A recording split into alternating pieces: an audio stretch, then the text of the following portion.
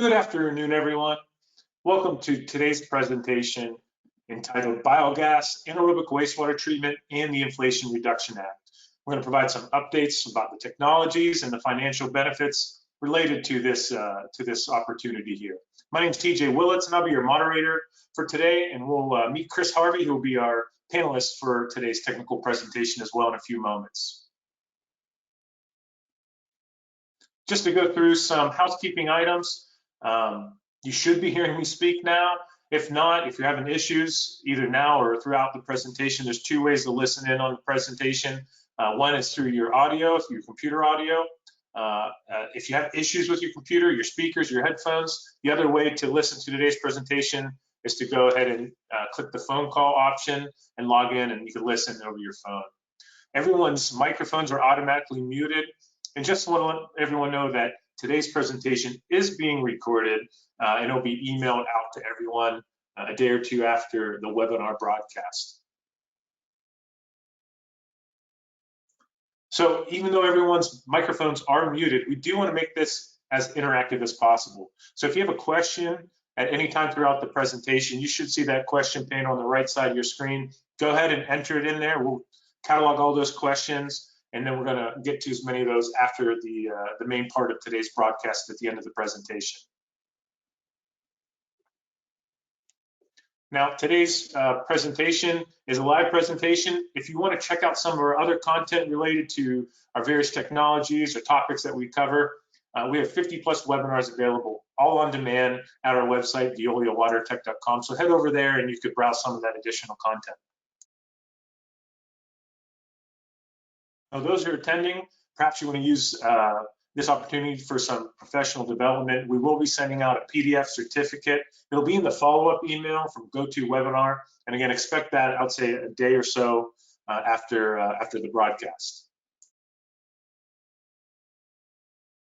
And something that's fun for us to do, at the end of the webinar, you'll be taken to a chance for to enter in some survey information, ask you about the experience of today's webinar and some things that we could do to go ahead and improve future broadcasts. Anyone that takes that survey will enter in a drawing to receive a $25 gift card from Amazon. So something fun, but it really helps to get your feedback to consistently improve these opportunities for sharing knowledge and adding education for people. So a little bit about Veolia Water Technologies. If you haven't heard about our company, really what we do is we provide projects, technologies, and services for the water and wastewater industry, a variety of industries that we provide to municipal, and of course, many different industrial clients as well. And now we're going to get to our technical portion of today's presentation. Before we do, I just read a little bit about our panelist, Chris Harvey. Chris Harvey is our National Sales Director focusing on biological wastewater and process improvement.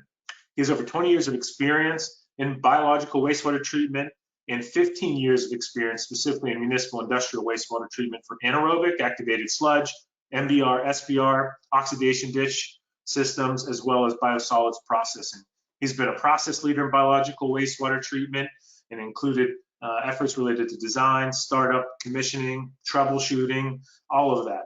His biosolids experience includes sludge dewatering, aerobic sludge digestion, anaerobic sludge digestion. He's been involved in projects related to food waste and co-digestion, and of course, industrial waste digestion.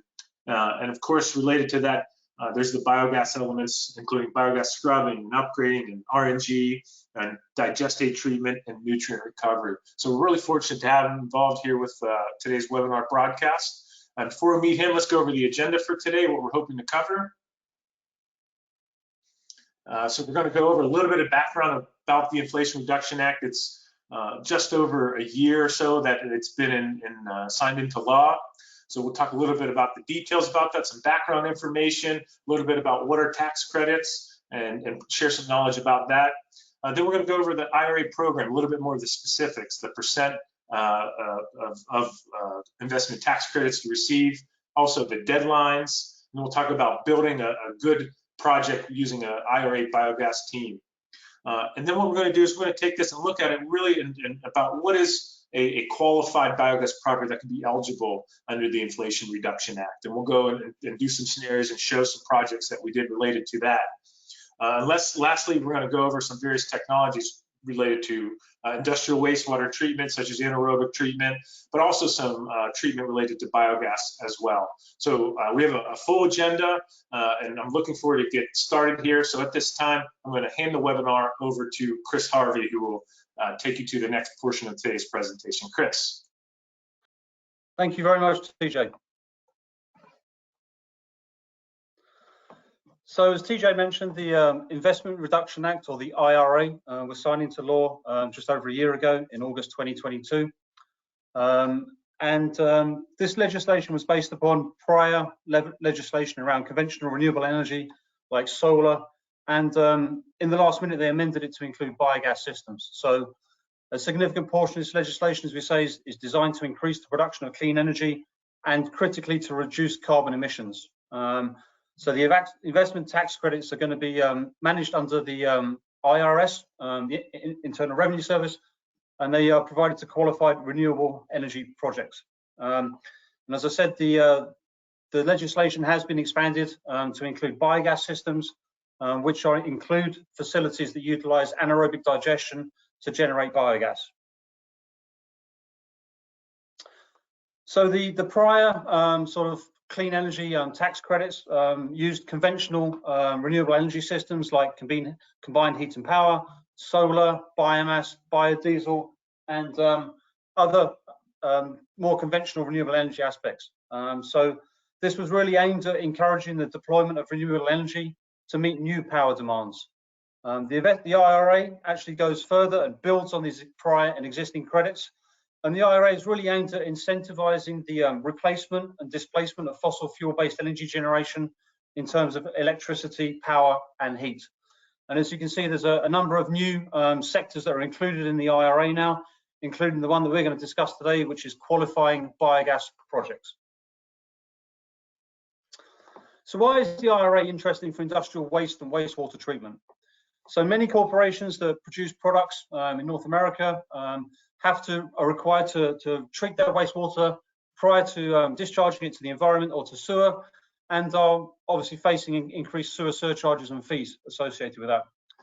A common technology over the last 40 years for industrial facilities is anaerobic treatment, and Veolia has really been one of the pioneers of that over 40 years ago. And we've developed these anaerobic systems that have continuously optimized and now are deployed across North America and worldwide. So some of the key industries that are going to benefit from these biogas projects for wastewater and the IRA tax credits are going to be food and beverage, pulp and paper, chemical, and other industries with high dissolved organics in their wastewater streams. So just a quick number for you. 1 year after the implementation of the IRA, the Office of the White House estimates that $240 billion have been spent by the private sector in clean energy manufacturing investments, really driven by this IRA. So it's fantastic, a success story for North America in terms of clean energy generation. So this is a tax credit. This is not a money that's paid by the federal government to private industry, and as such is managed by the IRS. So there's no funding that's required to be appropriated from Congress for this. It truly is a tax credit. So a tax credit, what that means is that will offset a company's tax burden. And in terms of the IRA, this can be used backwards 3 years and forwards 22 years, which is very, very important. So even though this IRA may generate a large tax credit for you, you don't have to use it in the year that it's awarded or received. You can use it for various years before and after the award of the tax credit. Tax credits can also be transferred or sold to other entities. So if you can't take advantage of it because you're not a taxpayer to the US government, you can actually transfer or sell those credits to a subsidiary of yours or eventually to a third party. Additionally, if you're a municipality or some not-for-profit organization that is not taxable, you can still receive that tax credit, but it will be in form of a direct payment from the IRS, or, as we mentioned previously, a transfer of the credits to a third party. So very, very important about how it's administered by the IRS. So now let's get into the details of the IRA and how it applies to biogas systems. So before we start, we just want to say that Veolia is not an accounting firm, and we're not here to provide you tax advice. So the first part of this presentation is our understanding of the IRA legislation, as well as the IRS guidance on the implementation of the IRA as of today. This is continuously evolving. It's a relatively new program, so we are keeping on top of the updates and the guidance that's provided by the IRS. So the tax implications of the IRA really are site-specific and are evolving as the IRS implements and interprets the IRA legislation. So the tax credit is basically based upon a base 6% tax credit if you are a biogas property. And a biogas property is defined as a site that generates a biogas with at least 52% methane, and that methane must be beneficially used to displace the consumption of a fossil fuel either on your site or off the site. And the biogas must be generated from certain feedstocks, including those which are industrial waste and wastewaters, as well as biosolids. So that's the base amount that a tax credit can be obtained by an industrial facility that generates biogas. On top of that, there is a prevailing wage and apprenticeship multiplier bonus of a 5x multiplier, which can get you potentially up to a 30% tax credit. There are waivers for that. So projects under 1 megawatt are actually exempt from this. So that applies you to automatically obtain the 5% base multiplier to get you up to a 30%. In addition to that, there's a domestic content bonus that can get you either a 2 or a 10% additional adder onto the tax credit. In addition to that, there's an energy community bonus that once again can also get you a 2 or 10% adder onto the tax credit. So the likely total credit for an industrial biogas project can be 30 to 50% of the manufacturing project's total capital spend for the biogas project.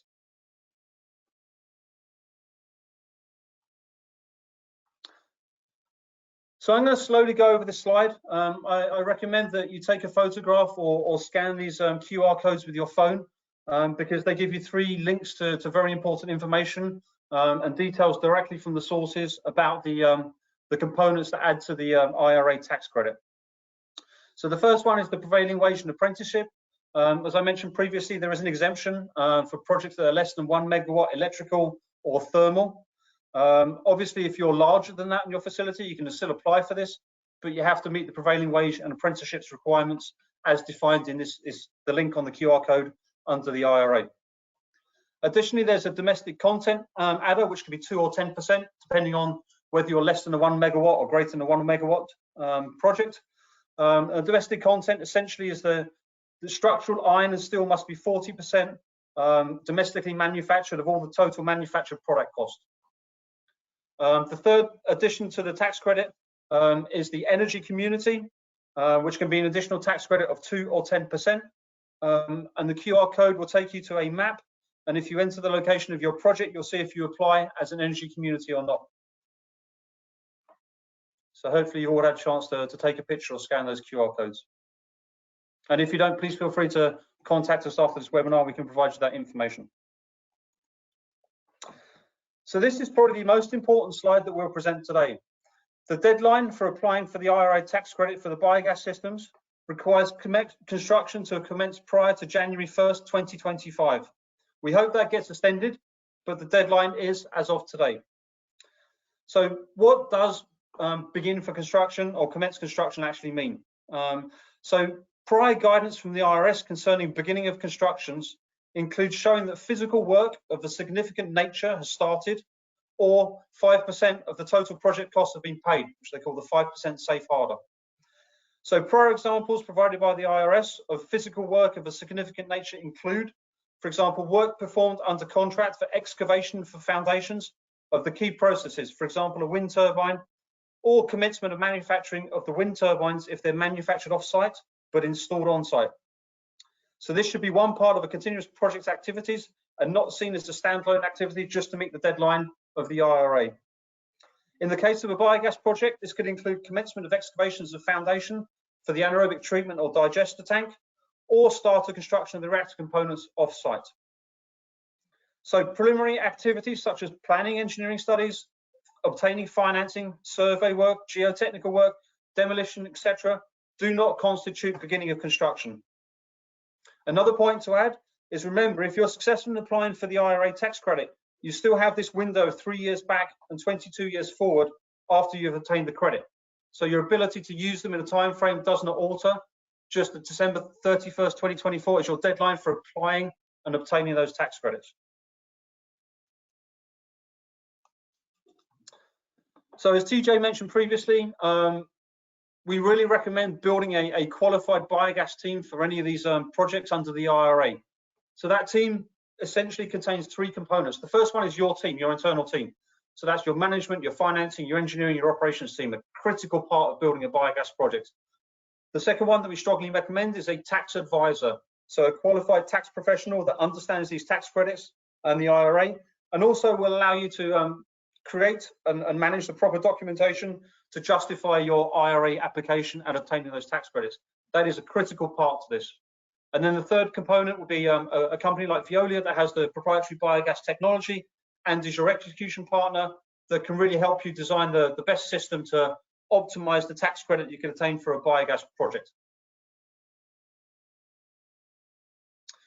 So now we're going to give you a few examples of what is and what is not a qualified biogas property.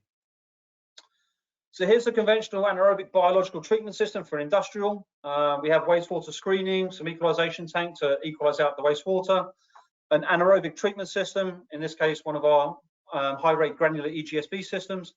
The biogas that's generated simply gets sent to a flare for destruction and disposal, and then potentially you have some post-treatment and ultimate wastewater discharge to a sewer or directly to a receiving water body.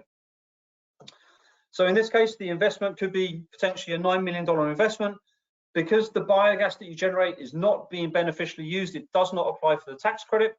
Therefore, the total investment is about $9 million. In the second case, a biogas property or a renewable biological treatment system will have the same flow. But in this case, we're generating a biogas that has at least 52% methane. And that biogas is beneficially used either on-site or off-site through a combined heat and power cogeneration system, as a natural gas displacement in the boiler, or eventually upgraded as renewable natural gas to be injected into a natural gas distribution network. So in this case, you have the same sort of core $9 million investment.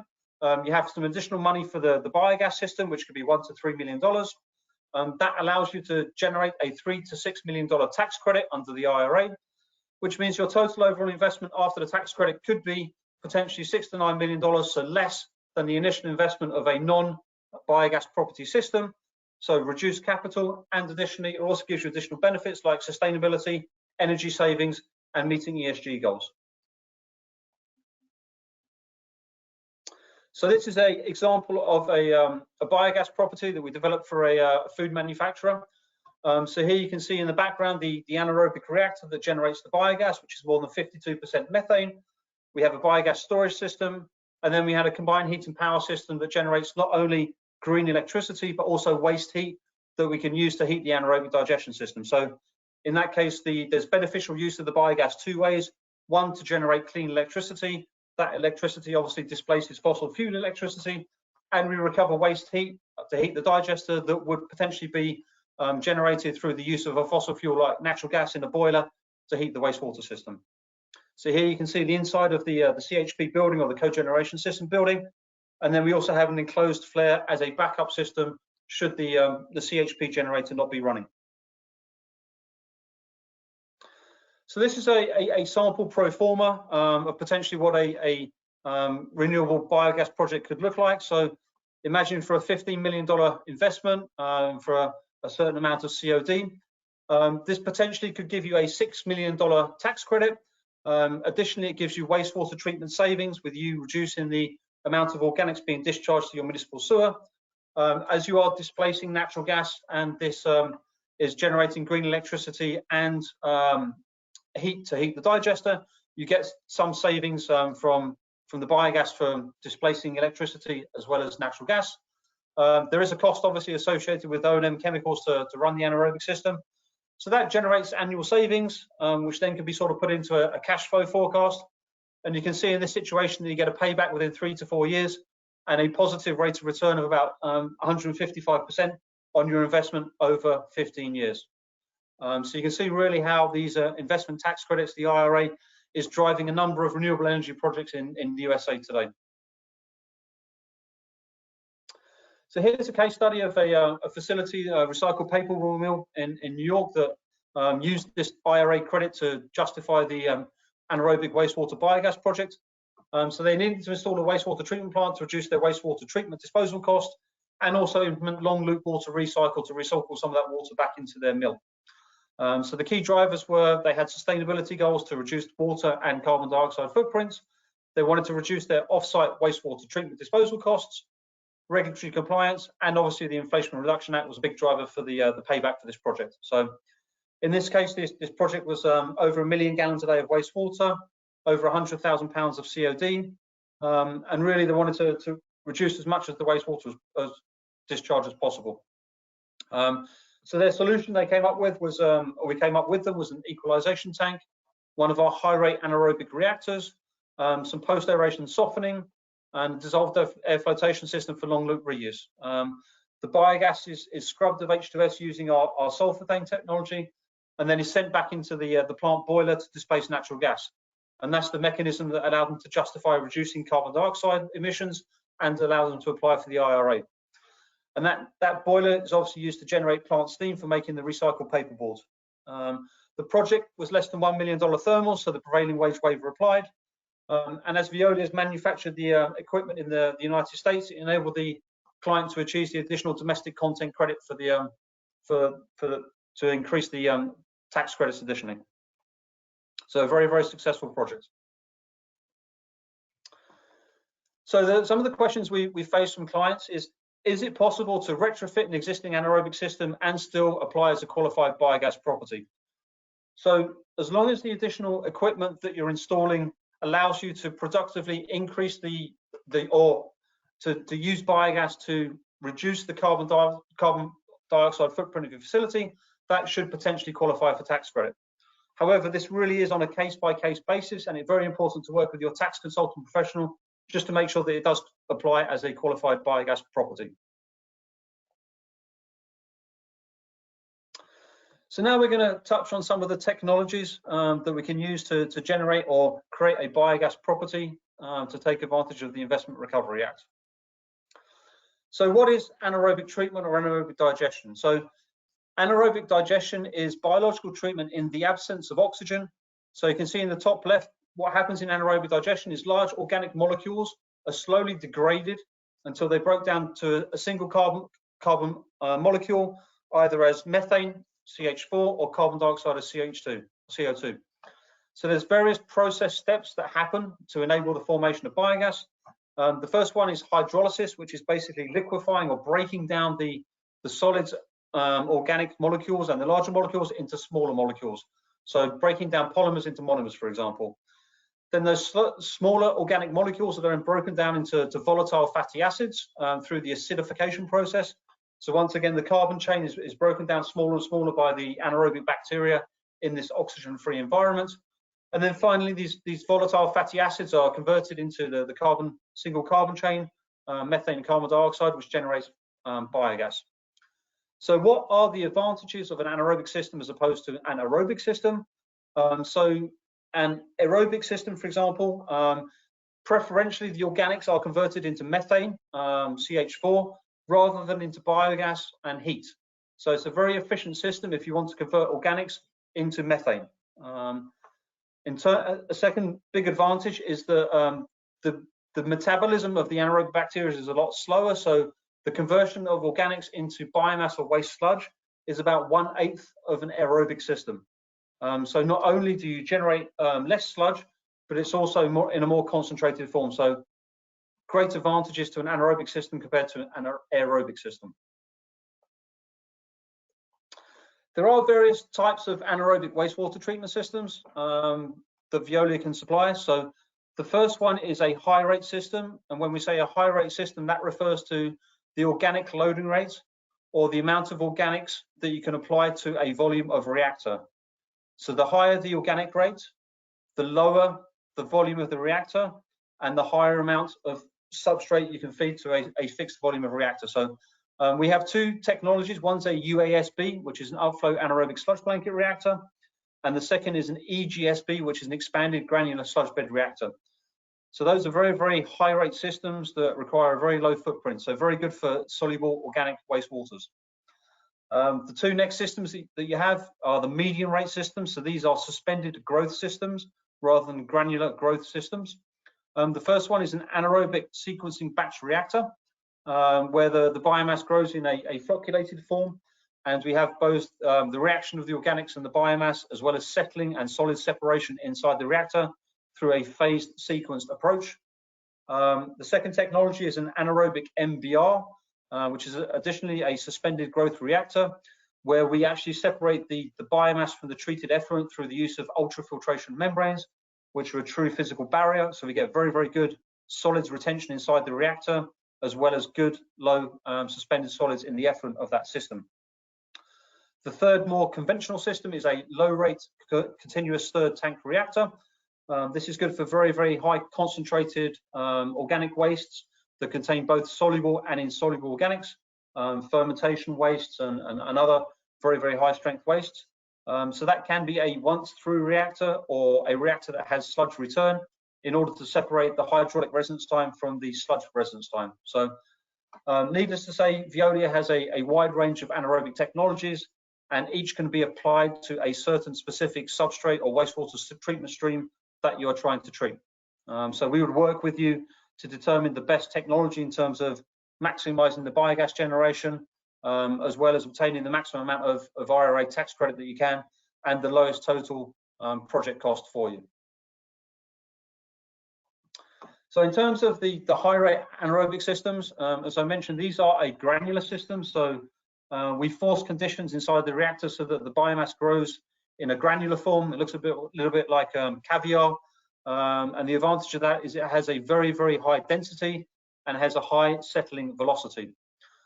So that allows us to have very flexible tank designs and materials. All of our anaerobic systems are enclosed designs under a slight pressure, so we do not have any emissions of odors.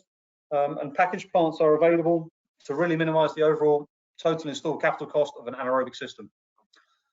Anaerobic systems are very low operating costs because they are absent of oxygen, so there's no need to supply aeration power through blowers or mechanical aerators. So has a very, very low energy need, and it has a low carbon footprint, actually a positive carbon footprint, as we are generating biogas that can be used as a renewable fuel.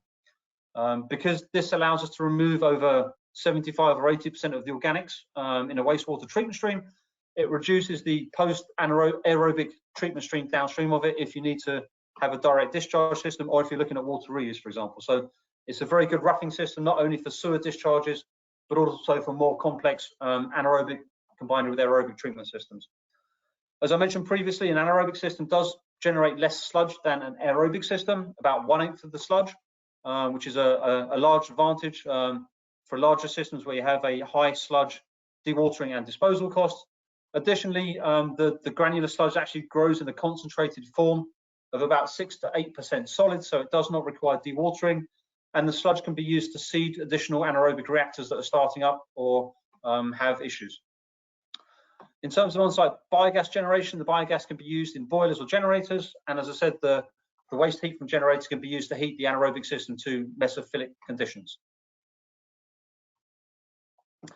So we're going to show you a short video now about how a high-rate anaerobic treatment system works, and I'm going to pause it just a little bit to explain some of the key characteristics of it.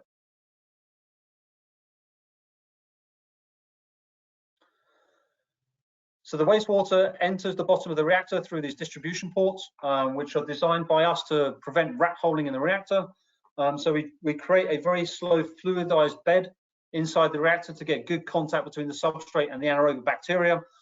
And as the organic molecules, as we show, are broken down into single carbon molecules of methane and carbon dioxide, which generates biogas, they do actually exit the granules of biomass and enter into the bulk liquid. So we maintain a constant vertical velocity through the reactor, which is less than the settling velocity of the granules. And in the top of the system, we have a 3-phase separator. So the first phase allows us to strip the biogas from the anaerobic granules. The biogas is collected separately for upgrading and reuse. and we have a plate settler that allows the anaerobic granules to settle and fall back into the bottom of the reactor. So a key design point here is there's no moving parts inside the system.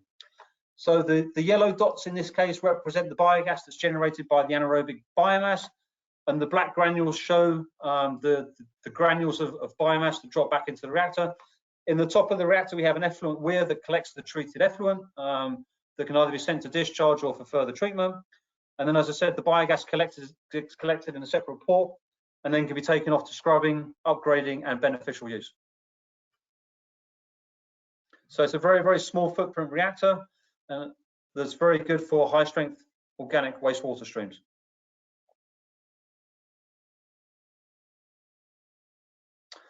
So the biogas that's generated often has to be cleaned and scrubbed prior to use. So as I mentioned, biogas is typically made off of 60 to 80% methane, CH4.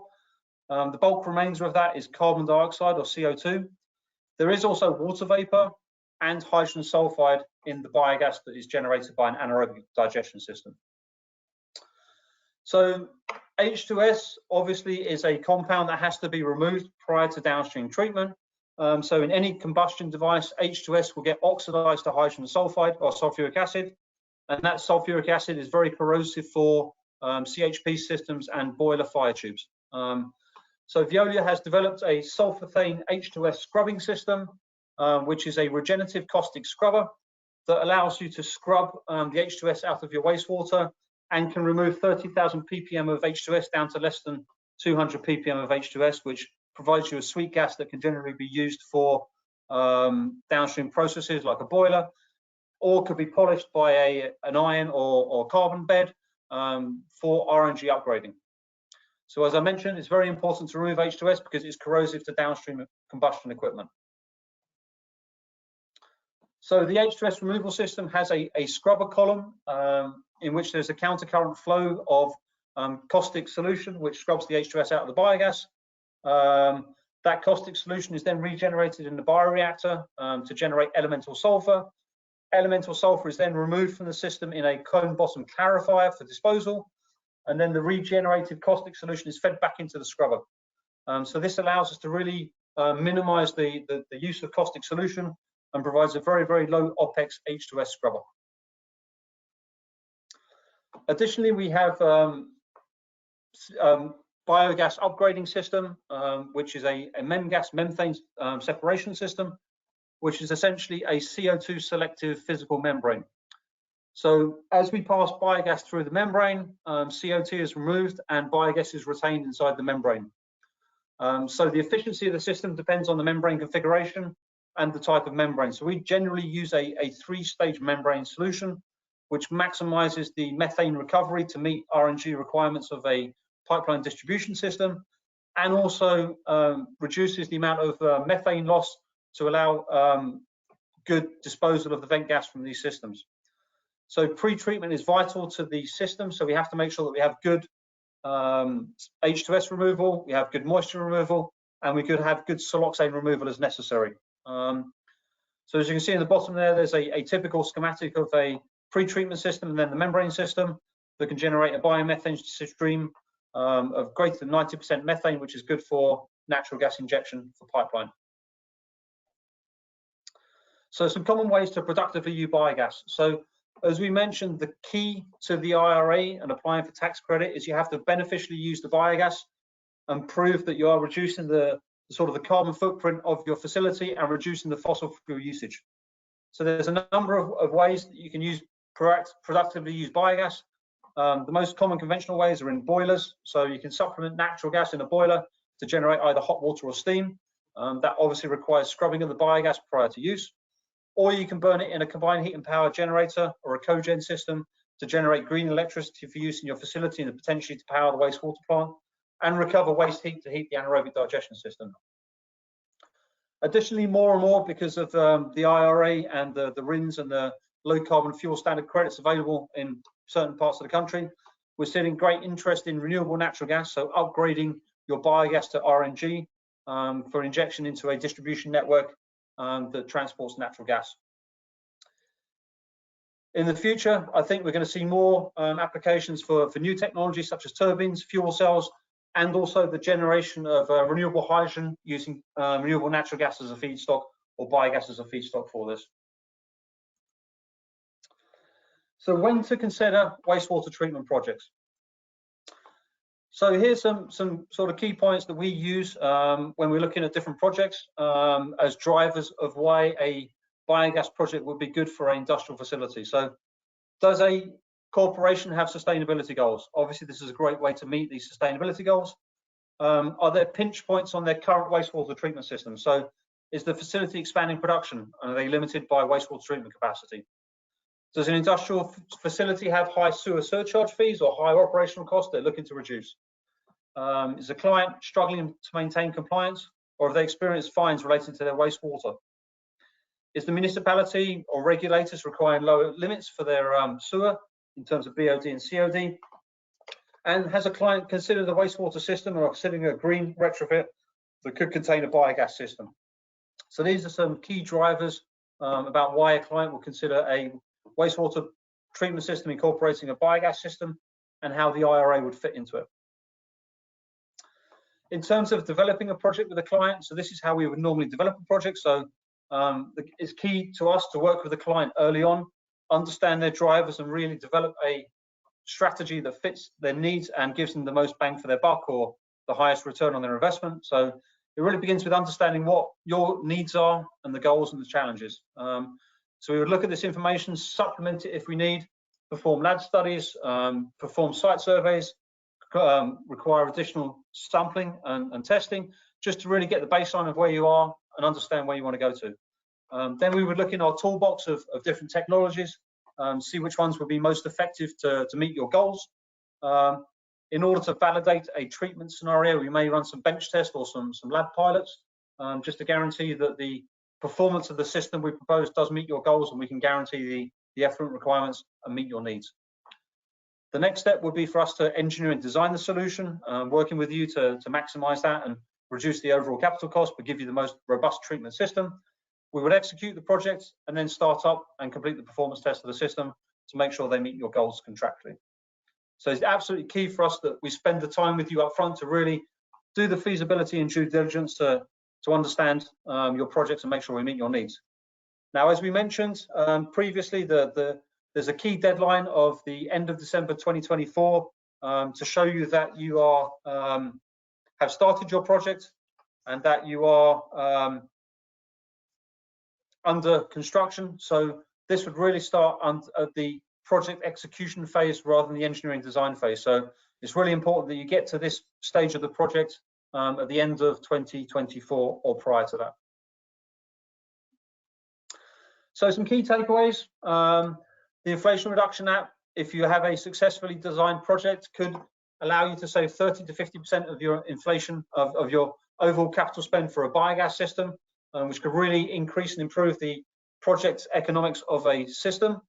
The clock is ticking. You have to start quickly and make sure that you are in construction prior to end of December 2024. Veolia has experience of doing this for over 40 years, an anaerobic system, so we feel we are a reliable wastewater treatment partner for you. And it's very important that you do engage a qualified and professional tax consultant to help you guide you through this process and make sure that you are correct in budgeting the amount of tax credit that you think you're going to get. And this is a win-win. I mean, it's sustainable. You get CapEx solution and OpEx solutions, and it can potentially help you to meet your ESG goals in terms of reducing your energy and carbon footprint.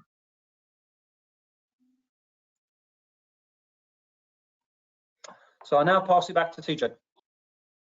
Thanks, Chris. Thanks for sharing all of that great information, the technical information, as well as some additional background about the IRA. We have a handful of questions that came in. Just want to remind anyone that may have joined after the start, there is a question panel on the right side of your screen likely. Just go ahead and enter any question that you might have, and we'll get to some of these questions now.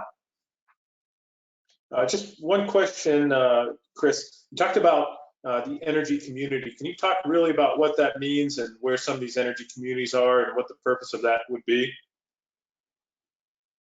Absolutely. So The energy community philosophy of the IRA Act is to really help communities that were dependent on fossil fuel energy in the past. So they could be, for example, areas that a coal mine was located in prior to 1999 that has closed.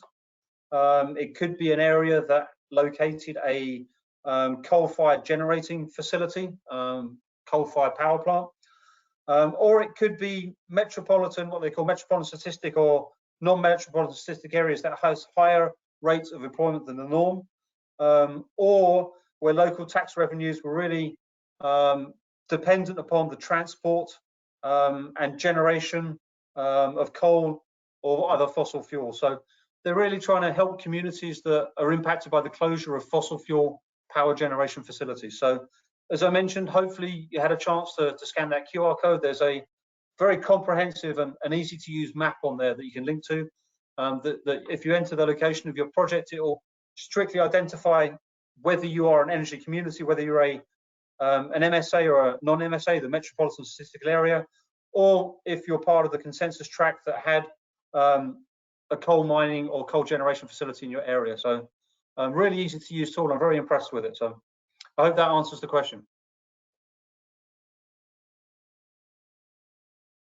And if you have any follow-up questions, feel free to contact TJ and I after this talk. So switching away from energy community to something a little bit more practical.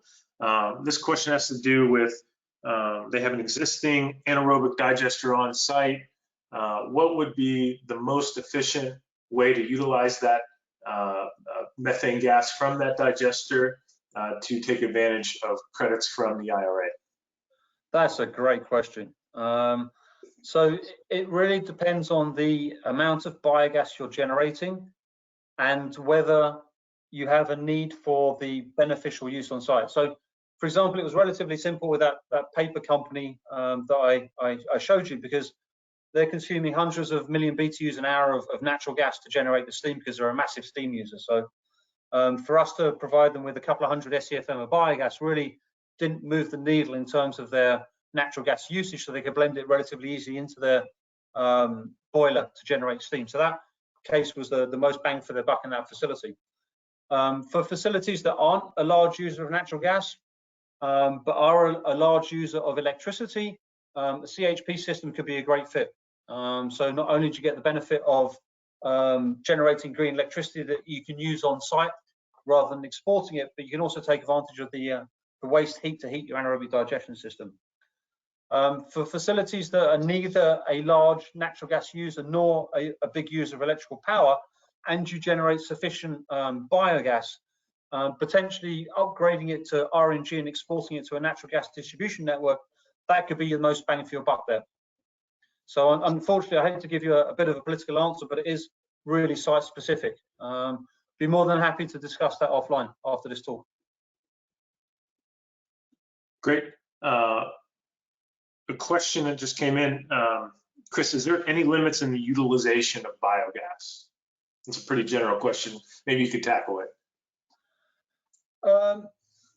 So there aren't limitations. Obviously, if you generate more than a megawatt of electrical or thermal biogas, that may reduce your eligibility to apply for the 10% adders that we mentioned, which are the domestic content and the energy community. And it may prevent you from applying for the prevailing wage waiver if you're over the 1 megawatt. In terms of the technologies that beneficially use the biogas, I mean, CHP systems can go all the way up to 10 megawatts in power. There's really no limit to the amount of RNG you can inject into a natural gas distribution network, providing there's a transmission main close to your facility and they have the capability to take the RNG that you generate. So it really, I guess, depends upon the amount of beneficial use you can have of the technology that you use. The technology itself is not the limiting factor, it's more the utilization of the beneficial product of the biogas. So that would be the steam, the power, or the RNG. Great.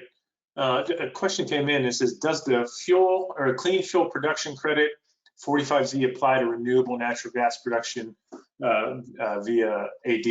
I think it's a little bit different than sort of the systems that we are common, we install and use. It looks like, well, 45Z has to do with transportation, clean transportation fuel. It looks like there are a special set of credits. We're not as familiar with the 45Z for fuels, clean fuels produced by anaerobic digestion, but it would likely be qualified for that one. But again, talk to a experienced tax advisor on your particular process to see if that would qualify with IRS 45Z.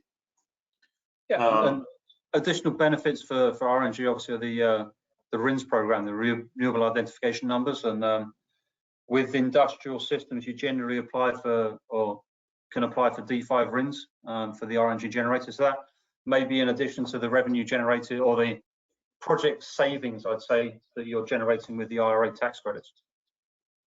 But once again, as TJ said, we're certainly not tax experts, so we recommend that you consult with your tax advisor for that. The question came in, it says, would a new greenfield project qualify if it could show that it provided a service that reduced energy elsewhere? I think I understand what you're saying there to the person that asked. Like, so for instance, if there was a reduction in amount of biosolids that needed to be disposed or something like that, would that qualify for potential tax credits? And really, I think it would not, because as this IRA is geared sort of around energy produced by transferring organic matter when it relates to anaerobic digestion and converting basically organic matter to clean electric. So it's not so much about putting a system that might save reduce energy costs or reduce transportation costs or reduce carbon footprint. There's a lot more to the Inflation Reduction Act outside of qualified biogas properties. There might be some things in there related to energy savings, like insulation, for instance, is an easy one to think of. Many of us are homeowners there, and by installing insulation, we know that we can get tax credits for it. But in terms of related to wastewater, this seems to be the most beneficial area for tax savings by converting organic matter into clean energy. Chris, anything you want to add to that? No, and as we say previously, it really is on a case-by-case basis. I mean, if you'd like us to contact you to discuss that offline, we certainly can, and share any thoughts that we may have based on our interpretation of the IRS guidance. So. Quick, Chris, another question that just popped in is it possible to convert a primary clarifier into an anaerobic digester? Have you seen it done before, or is it something that's in the realm of possibility? I mean, anything's possible. I mean, you could potentially convert that into a CSTR reactor, just basically using the shell, removing the internals and installing new internals. But essentially, yeah, the advantage of a CSTR is you're not necessarily constrained by the dimensions of the system. So providing that you had installed a new mixing system and obviously a new cover on it that was gas tight, and the appropriate safety controls like PRVs and flame arresters, it certainly could be considered. But we would probably recommend comparing the capital cost of that to a standalone anaerobic digester just to see if it made sense. So an alternative may be converting that clarifier to an equalization tank and using that as a pre-step prior to the anaerobic system. So once again, it's site specific. It really depends on what your goals are and whether it's a soluble organic stream or a more complex, high strength, insoluble organic stream. Thanks, Chris. A question is related to the 1 megawatt requirement that's listed within the IRA and the IRS tax code. Can you comment, Chris, on what that sort of translates to related to industrial wastewater? What kind of system it is, what kind of flow or loading it might be? Because I think it's that barrier of 1 megawatt could mean a lot in terms of the amount received in terms of the credits. That's a great question, and I wish I could 100% say with certainty what the answer is. That's one of the gray areas from the guidance of the IRS. So the way that we're interpreting that is that 1 megawatt instantaneous is larger than any industrial wastewater system that we've designed and built today. So 1 megawatt instantaneous equates to a very large system that we feel is greater than any system that we designed. So we feel that all of our projects are going to fall under the 1 megawatt range and allow you to apply for the prevailing wage waiver and the 10% tax credits for the domestic content and the energy community. So as I said, there's no time-based units to that 1 megawatt, but if we take a comparison and a look at the prior legislations of the tax credits in terms of a solar field, a 1 megawatt solar field is instantaneous 1 megawatt generation. So we're assuming that that applies to the biogas systems without it being set in stone in terms of the IRS legislation and guidance. Does that answer the question, TJ? I don't know if you want to add to that based upon your experience with solar in the past. No, I think you covered it real well. Like I said, the 1 megawatt's an interesting component, and obviously there's big tax credits for it. But I mean, the big take home would be is that you know, an anaerobic system is could be a renewable investment that works day and night potentially, and produces clean energy 24 hours a day, 7 days a week, 365, regardless of the atmospheric conditions, you know, around. So it's an alternative to other renewable sources as well. So it's something that a lot of people with organic material that could be converted, waste material that could be converted, it's a good option to consider. One related to timeline, Chris, you mentioned the timeline and deadlines for this act.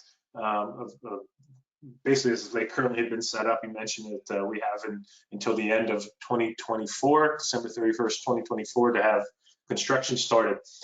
Can you sort of back up and talk a little bit about the timeline of when to engage and start building that team, that internal team, that external team, and talk about sort of the timeline when to get started, when to engage those certain elements to make sure that that deadline could be met? Basically now is when you need to build your team. It takes a reasonable amount of time to put a project together so that you can get to a stage where you meet your internal requirements for funding approval. So that may take 6 months from now to get to that point.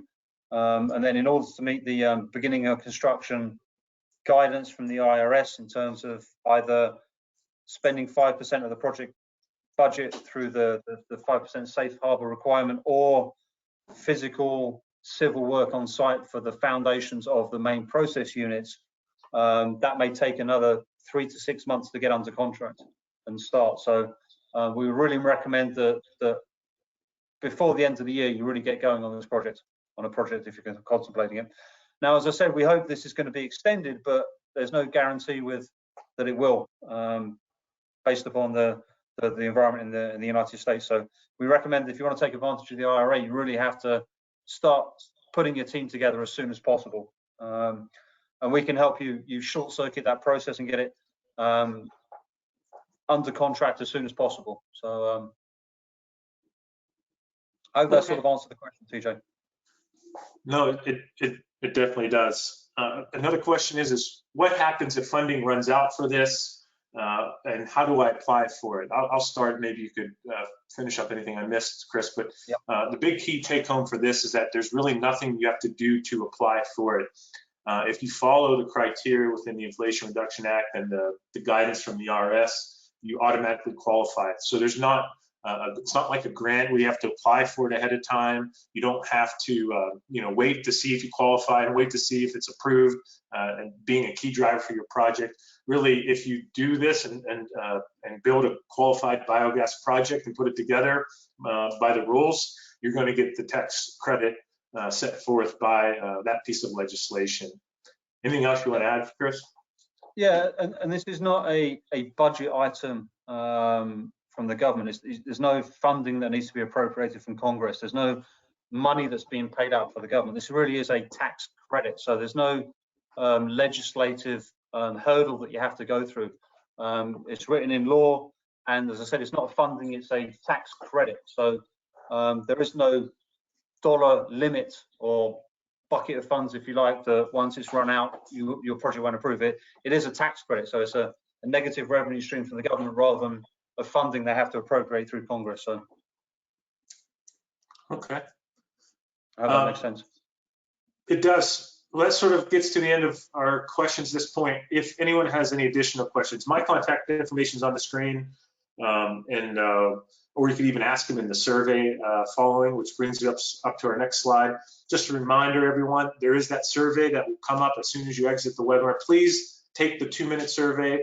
That would be really great for us to hear your feedback about today's broadcast. More so, don't forget, we'll put you in that drawing for that Amazon gift card to the person that wins that. Would love to share that with you. Again, on behalf of Chris and I and Veolia Water Technology, we're really happy that you spent this 1 hour with us. We're happy that you learned a little bit more about this amazing program through the government, through the Inflation Reduction Act, and really recognize that it could be a really neat opportunity. If you have wastewater, you could create a sustainable energy source right there on site. If you have any questions, please reach out to us. Our website's on the address now. Until the next time, we wish you a great week and a great day, and talk to you soon. Thanks. Thank you very much.